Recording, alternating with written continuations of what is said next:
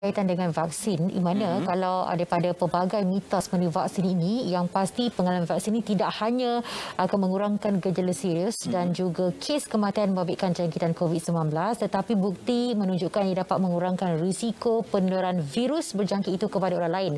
Mana kalau tu kata bila kita dapat vaksin, tak semestinya kita kebal, tetapi kita masih lagi cuma jumlahnya kurang dan potensi untuk menjangkiti orang lain itu adalah kurang juga. Jadi kita nak dapatkan info lanjut bersama dengan tetamu kita, kesan COVID-19 kepada mereka yang tidak divaksin. Jadi kita bersama dengan Dr. Tengku Muhammad Fakhruddin bin Tengku Mat Fauzi, Pegawai Perubatan Sarjana Kesihatan Awam dari Universiti Sains Malaysia. Apa khabar, Doktor? Selamat pagi, Doktor.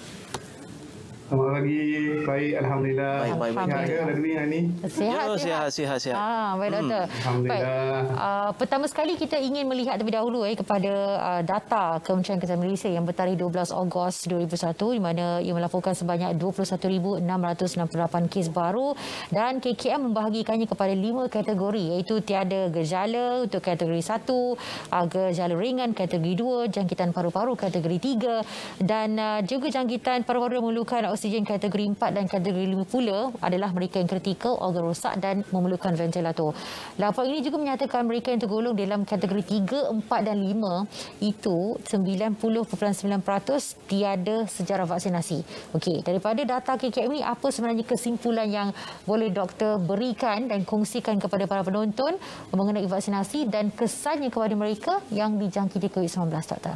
Silakan. Terima kasih kepada RTM yang sudi menjemput saya pada pagi ini. Berkenaan dengan data yang telah dibacakan oleh Hani sebentar tadi, saya kira sejak dalam lebih kurang 3 minggu, KKM mula mengeluarkan data ini dengan membahagikan data kes harian itu kepada berapa peratus yang mendapat stage pertama, kedua, ketiga dan keempat dan kelima. Dan selepas itu data ini ditambah baikkan lagi dengan kita nyatakan persentage berapa orang yang menerima vaksin yang mendapat jangkitan COVID-19. Jadi daripada data-data yang telah dibentangkan itu, saya kira ada beberapa perkara yang menarik yang kita boleh perhatikan.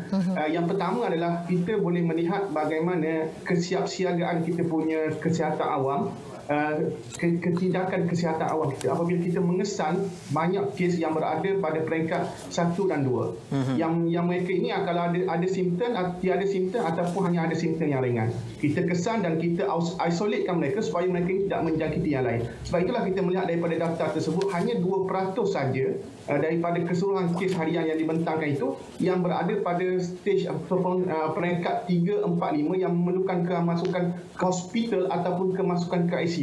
Dan ini secara tidak langsung dapat mengurangkan sedikit ataupun kita punya sistem hospital kita boleh adapt untuk menerima kes-kes yang teruk. Itu yang pertama.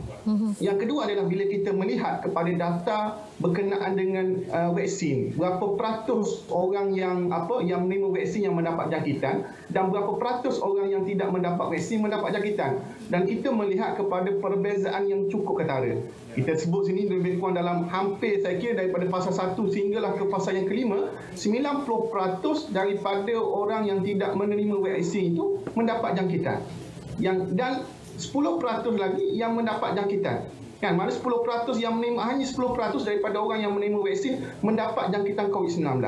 Dan bila kita melihat kepada stage 3 dan 4 dan kelima, 3, 4, 5, yang mana COVID ini berada dalam keadaan yang amat teruk sehingga memerlukan kepada bantuan pernafasan ataupun bantuan oksigen, kita melihat daripada 2% kes harian itu, daripada 2% kes harian yang mendapat stage 3, 4, 5, hanya lebih kurang dari dalam 10% saja. Hanya lebih kurang dalam 90% yang belum menerima vaksin dan hanya 10% yang telah menerima vaksin. Dan ini menunjukkan bagaimana vaksin ini secara kasarnya mampu untuk mencegah, walaupun kita tidak kata 100%, tapi kalau 10% itu sudah suatu perlindungan, secara 90% itu sudah satu nisbah yang cukup besar untuk melindungi diri kita dan melindungi komuniti kita daripada kesan teruk penyakit COVID-19. Baik doktor. Kalau kita lihat pada awal vaksin itu diberikan di seluruh dunia, ramai juga yang menjangkakan bahawa mereka masih meragui keberkesanan vaksin ini kerana dalam tempoh yang singkat dikeluarkan ataupun mungkin kajiannya hanya dalam tempoh yang singkat menyebabkan keraguan itu timbul dalam kalangan rakyat di dunia. Tetapi dengan adanya apa yang disokong oleh pihak WHO dan juga kajian demi kajian yang dilakukan bukan sahaja di peringkat di makmal tetapi juga di setiap negeri yang terlibat dalam program COVAX itu memberikan lagi keyakinan bahawa vaksin yang dibekalkan itu mempunyai keberkesanan yang tinggi. Seperti mana yang kita ketahui juga seperti Pfizer, AstraZeneca dan juga Moderna. Tetapi itulah kalau kita lihat data yang dikeluarkan oleh KKM itu, 90% itu yang tidak divaksin dikategori sebagai pesakit COVID-19 3, 4 dan 5, bahkan ada juga yang melibatkan kematian doktor. Kalau kita lihat sekarang ini berbalik kepada persepsi bukan disebabkan ketidakberkesanan tetapi disebabkan ada yang mengatakan ini adalah propaganda. Ini adalah sesuatu yang khususnya bagi mereka yang tidak ingin menerima sebarang vaksin dan sebagainya. Itu juga antara punca utama keraguan itu sendiri doktor. Pandangan doktor bagaimana? Sebab itulah kita melihat kalau kita bandingkan dengan negara-negara yang lain, kita melihat bagaimana Kementerian Kesihatan Malaysia ini begitu telus dalam mengeluarkan data-data harian. Kan kita sebab memang diketahui ramai bahawa negara kita, sistem kesihatan negara kita, Kementerian Kesihatan Malaysia ini dari sudut ketelurusan data itu memang data yang telus yang kita sampaikan kepada masyarakat.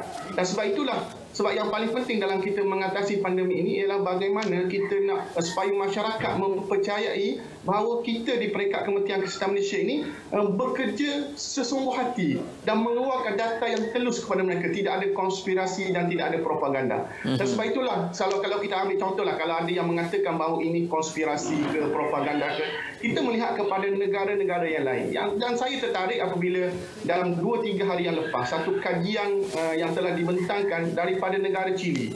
Negara Chile ini negara di Amerika Selatan yang mana dari sudut vaksin yang diterima oleh penduduk mereka lebih kurang kita. Mereka memberikan vaksin Sinovac kepada penduduk mereka, vaksin Pfizer dan vaksin AstraZeneca lebih kurang sama dengan kita. Dan dia punya data ni ialah satu data dia buat satu pantauan daripada bulan Februari sehinggalah ke bulan Julai yang melibatkan lebih kurang dalam jutaan populasi rakyat Chile yang telah menerima vaksinisasi. Dan kita melihat kepada kesan yang cukup memberangsangkan. Bila mana kalau dari sudut kebolehjangkitan ataupun menghalang jangkitan, bagaimana vaksin ini bila seseorang itu telah menerima vaksin dan komplit sempurna 2 dos vaksin, mereka menghalang diri mereka daripada dapat jangkitan lebih kurang dalam 60 ke 80%. 60 ke 80%. Kan? Tetapi apabila kita melihat dari sudut kadar kemasukan ke hospital, apabila kita melihat daripada kadar kemasukan ke ICU dan apabila kita melihat kepada mengurangkan kadar kematian, bagaimana vaksin ini mampu mencegah tiga-tiga perkara tersebut lebih kurang dalam 85% ke 100%.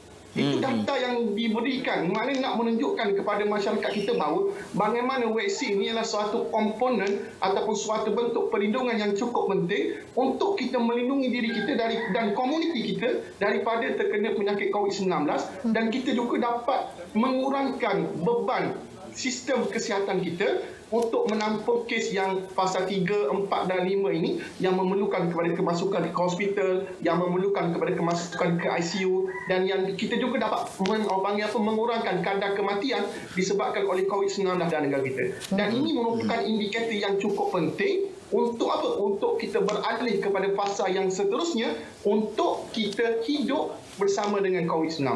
Yalah, ramai pengkaji yang sebut bukan senang untuk kita menghapuskan COVID-19 ini ataupun untuk kita terus orang kata jangkitan tu jadi sifar kosong, bukan senang. Tetapi kalaulah kita boleh maknanya mengurangkan komplikasi dan risiko daripada COVID-19 ini dan mengurangkan beban sistem hospital dalam negara kita, menyebabkan kita boleh membuka ruang ekonomi, ruang sosial yang lebih luas dan kita boleh hidup bersama dengan COVID-19.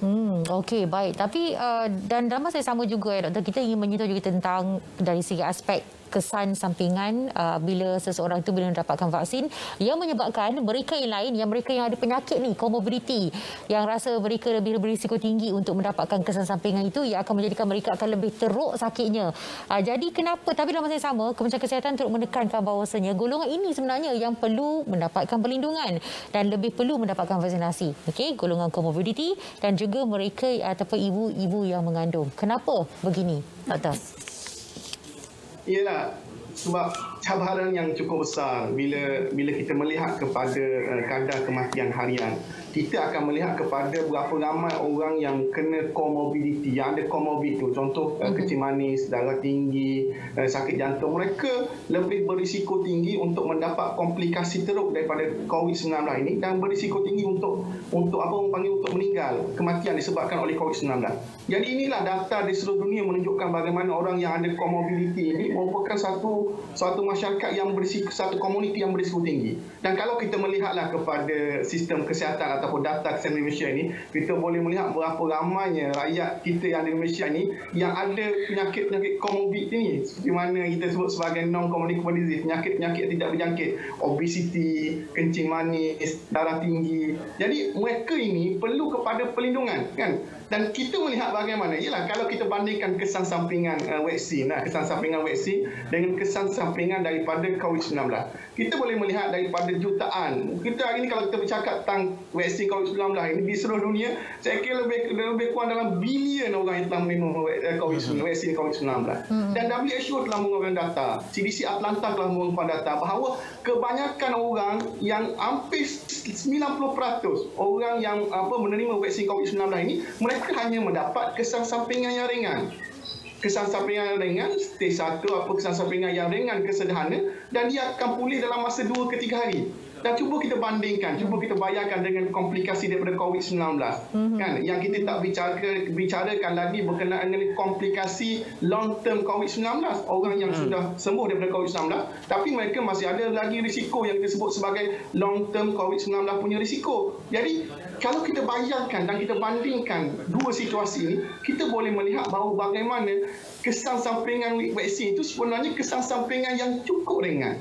Maknanya dia bayangkan suntik dalam masa 3 hari rasa sakit-sakit badan ataupun rasa tidak bermain badan, lepas pada itu sembuh. Tapi kalau katakan kena COVID-19, bayangkan daripada 100 orang lah, saya ambil cara yang mudah. 100 orang yang kena COVID-19 ini, kemungkinan seorang akan berisiko untuk mendapat kematian disebabkan oleh penyakit COVID-19. Dan bayangkan 1/100 itu, bayangkan data itu 0.8% orang yang meninggal disebabkan COVID-19. Dan kalau kita mengira berapa orang yang meninggal disebabkan oleh vaksin ni, saya pun kalau katakanlah 1 dalam 1/1 bilion ataupun 5/1 bilion, itu merupakan risiko yang teramat rendah. Kan? Dan kita tak bicarakan lagi berkenaan dengan orang yang mengandung, kan? Orang yang melahirkan anak. Sebab itulah orang yang mana-mana perempuan yang mengandung ini, mereka merupakan golongan yang berisiko tinggi untuk mendapat komplikasi yang teruk daripada COVID-19. Dan bila kita melihat kepada data kajian yang baru dikeluarkan, kan, yang telah dikeluarkan oleh syarikat Pfizer, yang telah dikeluarkan oleh WHO, mereka melihat bahawa sebenarnya vaksin COVID-19 ini selamat untuk diambil oleh perempuan yang mengandung dan menyusukan anak. Sebab itulah di peringkat Kementerian Kesihatan Malaysia, kita telah mengeluarkan satu garis panduan yang terbaru, yang mana kita katakan bahawa mana-mana perempuan yang mengandung lebih daripada 13 minggu kehamilan, tidak kisahlah sampai berapa, mereka digalakkan untuk mengambil dan menerima vaksin COVID-19. Sebab apa? Kerana kita sudah mulai yakin bahawa kesan COVID-19 ini selamat, kesan vaksin COVID-19 ini sebenarnya selamat kepada mana-mana perempuan yang mengandung. Baik doktor.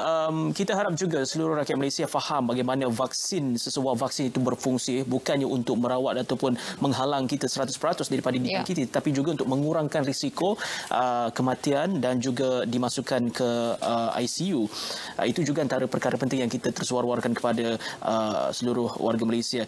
Tetapi bagi mereka yang menerima satu dos suntikan, sebagai contoh vaksin AstraZeneca yang memerlukan satu tempoh yang agak panjang juga untuk mendapat ke dos kedua, mereka juga ada bertanya bagaimana pula perlindungan kami bagi yang baru saja menerima dos pertama sehinggalah menunggu ke dos kedua. Itu pula tempohnya lama nak tunggu, kan? Macam mana, doktor? 2 bulan tu. Ya.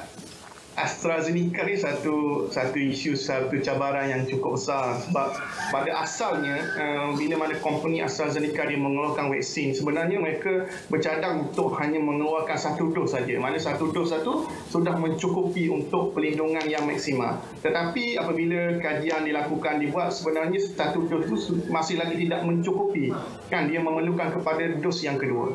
Kan sebab itulah walaupun perlindungan itu perlindungan yang panggil apa yang separa maksima, tetapi data-data yang ada menunjukkan bahawa walaupun mereka sudah disuntik oleh satu dos, mereka dalam tubuh mereka itu sudah ada sedikit perlindungan kepada COVID-19. Maknanya antibody itu sudah mula terbentuk. Kan memory cell, yang mana memory cell antibody ini yang boleh mengesan dan boleh mengenal pasti virus COVID-19 ini sudah mula ada dalam tubuh mereka. Jadi apabila virus itu mula masuk, menyebabkan tindakan ataupun tindak balas antibody dalam tubuh mereka itu tindak balas antibody yang rendah yang boleh mengurangkan risiko dan komplikasi daripada penyakit COVID-19. Sebab itulah saya nak tekankan kepada semua rakyat Malaysia yang mendengar.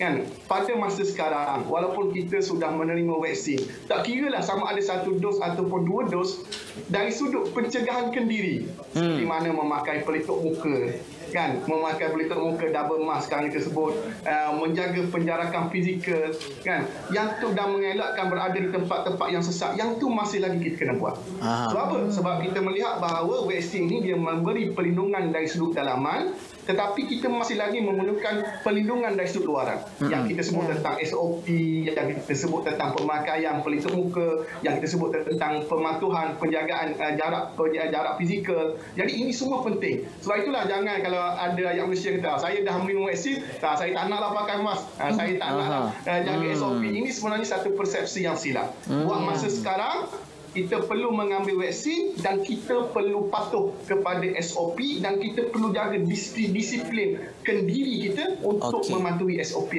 tersebut. Okey.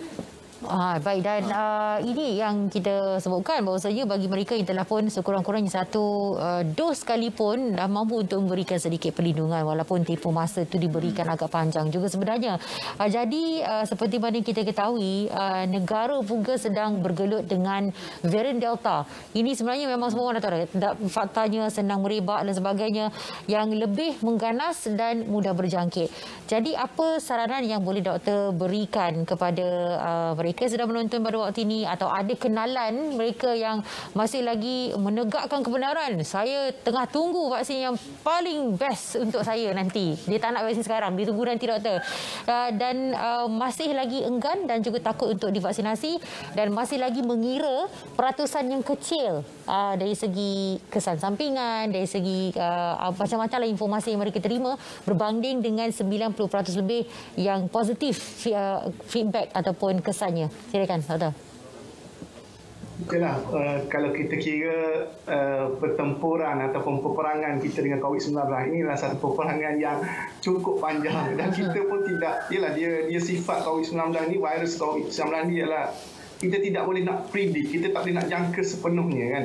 Dan kita pun tak pasti apa yang akan berlaku pada masa yang mendatang kan. Sebab itulah kita sekarang ni tengah bertarung dengan masa kan, berperang dengan masa kan. Dan kita kalau boleh kita nak percepatkan supaya pemberian vaksin ni kalau boleh akhir 31 Ogos ini kita boleh capai 80%. Itu kalau boleh kan. Sebab apa? Sebab kita berperang dengan masa. Bila kita menyentuh tentang varian kan, contoh varian Delta ke, hari ini yang baru ada Lambda, Alpha, Beta, sebenarnya kita tanya dulu kan, bagaimana varian ini dihasilkan. Varian ini terhasil apabila terlalu banyak jangkitan dalam komuniti kan. Dan kalau kita bayangkan, kalau kita tidak mengawal jangkitan ini, dia lagi cepat ataupun lagi mudah untuk virus COVID-19 ini bermutasi dan akan menghasilkan varian-varian baru yang mungkin lebih mencabar pada masa yang datang. Sebab itulah buat masa sekarang ini kita kena fokus, rakyat Malaysia kena fokus bahawa vaksin yang terbaik adalah vaksin yang paling cepat kita terima. Bukan kita pilih vaksin terbaik ini adalah vaksin Pfizer, katakan vaksin terbaik ini adalah vaksin AstraZeneca atau vaksin terbaik ini vaksin Sinovac. Tidak. Vaksin terbaik ialah mana-mana vaksin yang paling awal yang kita boleh terima. Jadi tak kisahlah vaksin mana. Sebab kita sekali tengah berperang dengan masa.